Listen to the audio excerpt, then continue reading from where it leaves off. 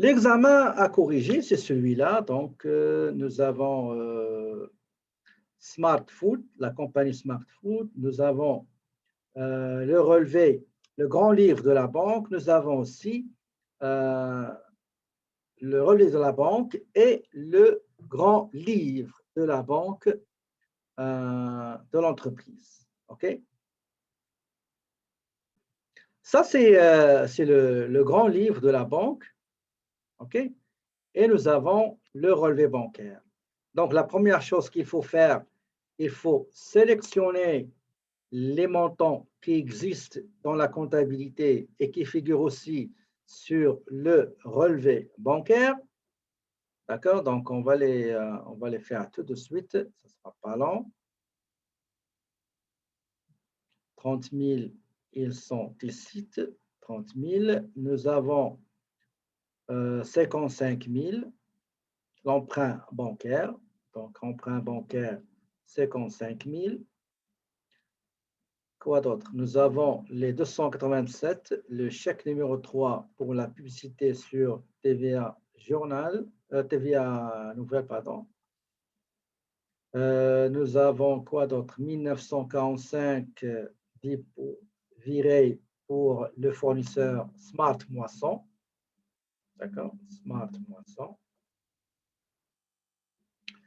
Donc, qu'est-ce qui reste? Donc, il reste le chèque numéro 2. OK? Le chèque numéro 2. Il reste 345. Chèque numéro 4. Il reste donc un dépôt, un seul dépôt qui est là, donc on ne le trouve pas. Pour la partie relevé bancaire, nous avons frais, ouverture de dossier emprunt, nous avons intérêt sur emprunt bancaire, revenu d'intérêt, un virement pour le loyer.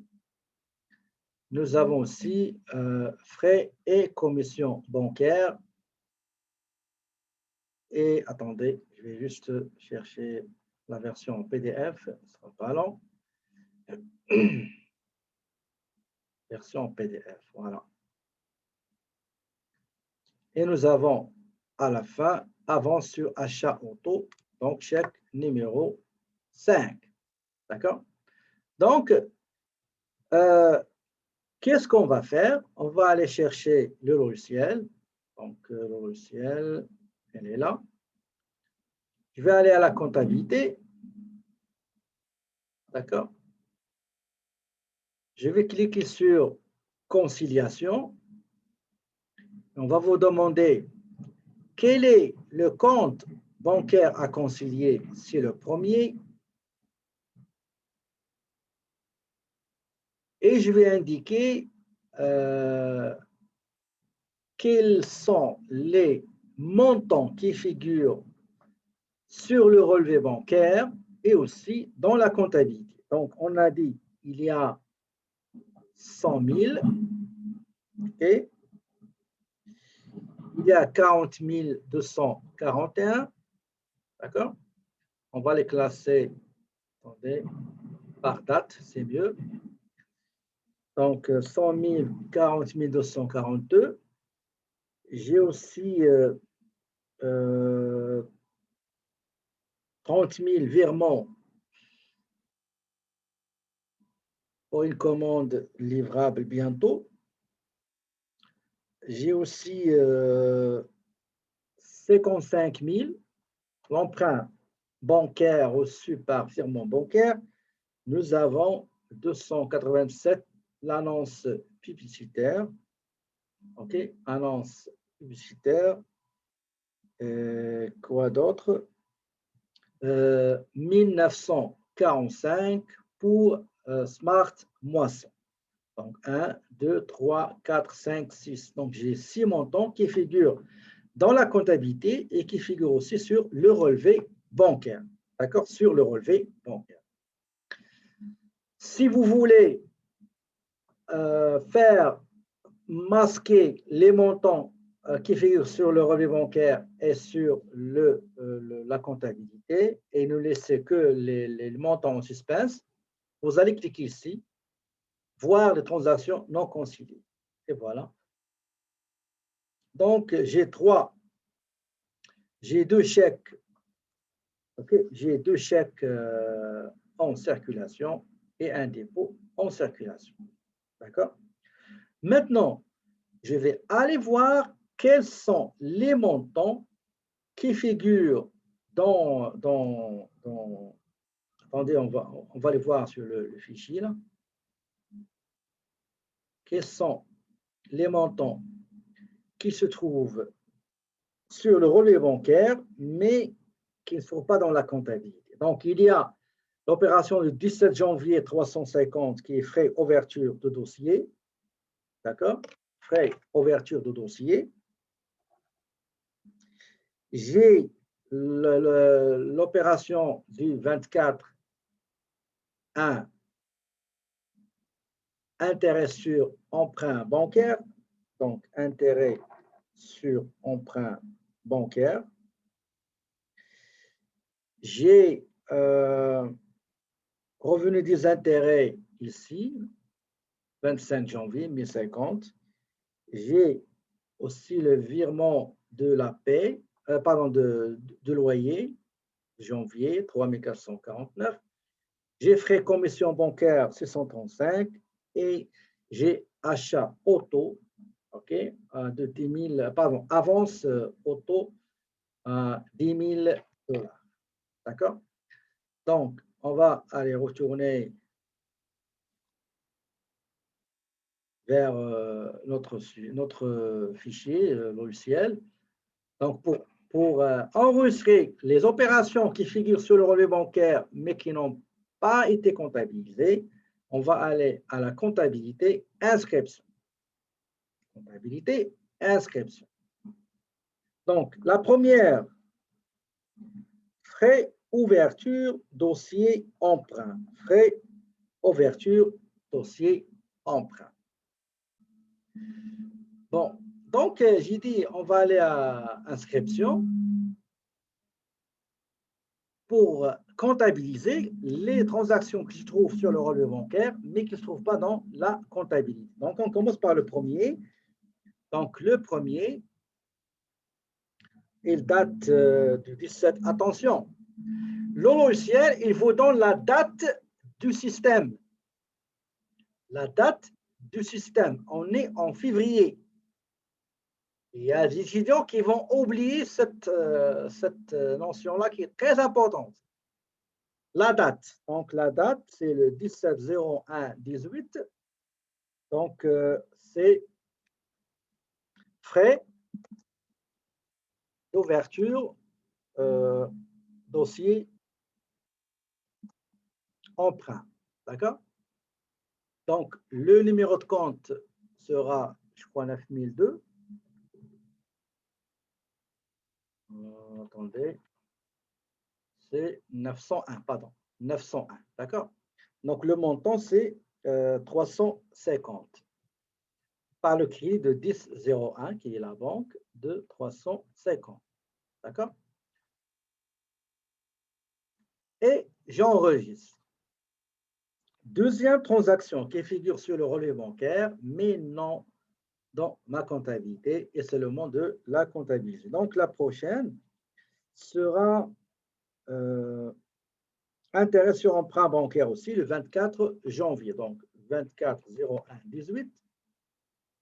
Donc, c'est intérêt. Donc, intérêt sur emprunt bancaire.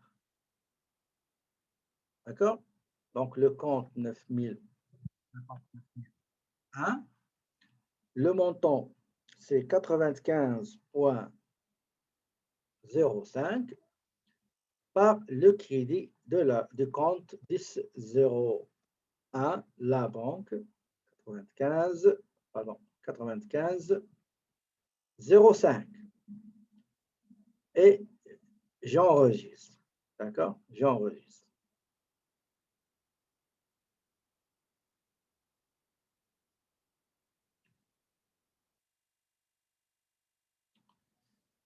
La douzième. La douzième, c'est revenu d'intérêt. revenu d'intérêt, donc le 25 janvier. Donc, 25 janvier, donc revenu financier ou bien revenu d'intérêt. Donc, le compte, ça c'est un virement, pardon, c'est un virement. Donc, je dois utiliser dépôt. D'accord? Le dépôt, on l'utilise pour aussi les virements reçus. Donc, j'ai dit, c'est le 25 janvier 2018. Donc, revenu d'intérêt. Donc, le compte, il sera 59,01. 59,01. Le montant, c'est 1050. Okay. Je vérifie avant de valider. Donc, le 25, revenu d'intérêt, le montant 1050. Et j'enregistre. Maintenant, le suivant. Virement de loyer. D'accord? Pour le loyer. Donc, pour le loyer, c'est le 31 janvier, donc 31/01/18. Donc, juste un virement, donc c'est une écriture, pardon, c'est une écriture, d'accord? C'est une écriture qui date du 31 janvier 2018. Donc, loyer. Donc, le loyer.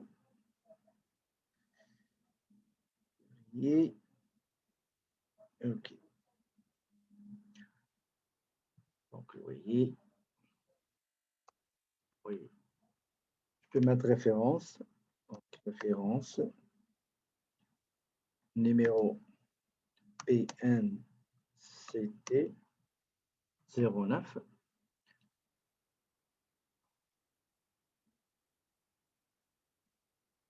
Donc, la banque, c'est 10,01. Donc, le montant au crédit, 3449,25.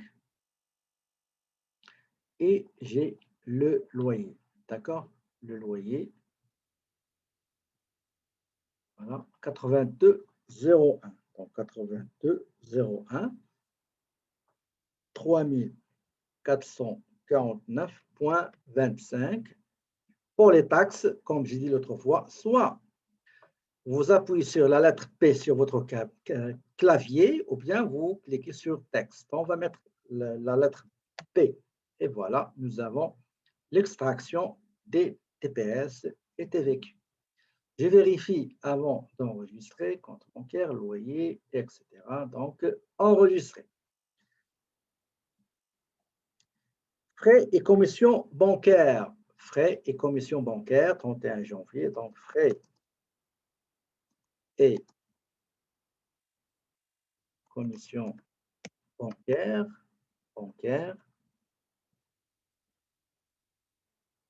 Donc, j'ai 9001. Donc, le montant au débit, c'est 635 par le billet de crédit de la banque, 635. Et j'enregistre. Maintenant, la dernière opération qui est achat de avance sur véhicule. Donc, c'est avance pour un fournisseur. D'accord? Pour un fournisseur. Le 31 janvier, donc c'est un chèque. Donc, c'est un chèque. Je sélectionne chèque. Le numéro du chèque, c'est numéro 5. Donc, avance sur achat auto. D'accord? Avance sur achat auto. Avance sur achat auto. Est-ce que avance sur achat auto, est-ce que ça veut dire achat auto? Donc, j'ai ici le fournisseur, c'est 1000 quelque chose. Avance au fournisseur, 1212. D'accord? Avance au fournisseur. Le montant avancé, c'est 10 000 $. D'accord? Je vérifie avant de valider. Donc, compte bancaire, virement, 30 000. Excellent. Donc, j'enregistre. Maintenant, ma question suivante. Quelle est la prochaine étape? Quelle est la prochaine étape? Bon, je reviens à la conciliation. Vous voyez? Je reviens. Qu'est-ce que c'est que ça? Attendez juste une seconde, ça ne sera pas long. Je ferme ça. Qu'est-ce que j'ai fait? Donc, je les sélectionne par date, c'est correct, et je commence de vérifier les montants que j'ai saisis. Donc, j'ai le 17 janvier. Le 17 janvier, 350, je concilie, ok, donc voilà. Je dis au logiciel, ça y est, ce montant-là, avant, il figurait uniquement sur le relevé bancaire, et bien maintenant, il figure dans le relevé bancaire et figure aussi dans ma comptabilité. Très bien. Le deuxième, 95.09, qui date du 24. Donc, 24, elle est là. Ok, elle est là.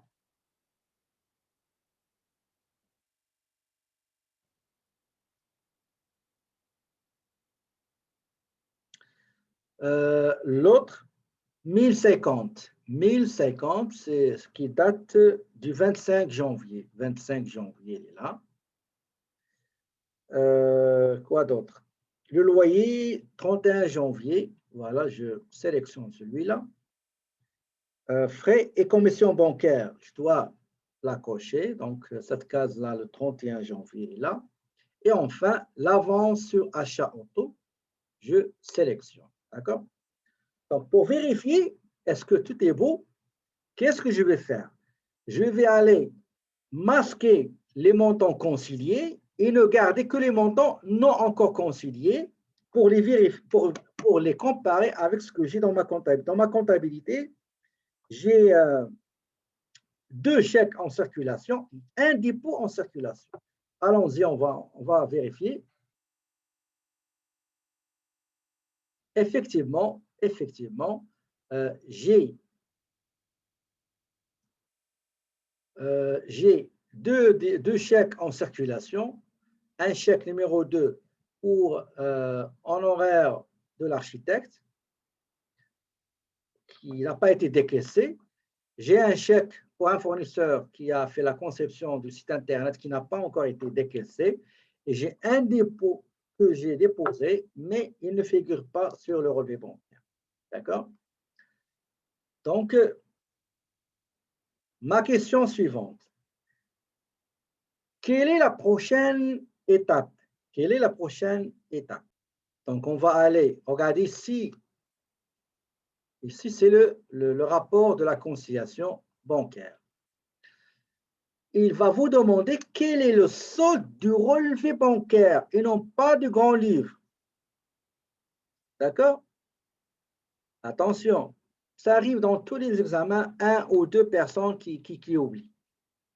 Il y avait une très bonne étudiante, il a fait une erreur ici au lieu de mettre le relevé bancaire, il a mis le grand livre. C'est une excellente étudiante. Sincèrement, il bosse, il travaille très bien. Mais malheureusement, je ne sais pas, il n'a pas fait attention. S'il vous plaît, faites attention. Et si vous terminez, ne sortez pas. Restez vérifiez. Ça se peut que vous allez découvrir des erreurs qui vont vous faire perdre des notes, ok, ou bien des points. Le solde du relevé bancaire, 69 047,01. D'accord? et je produis. On va faire pour toutes les transactions, produire. Et voilà.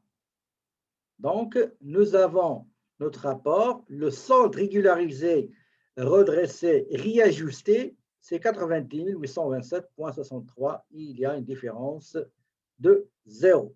Donc, c'est ça, le rapprochement bancaire, il a été bel et bien fait correctement.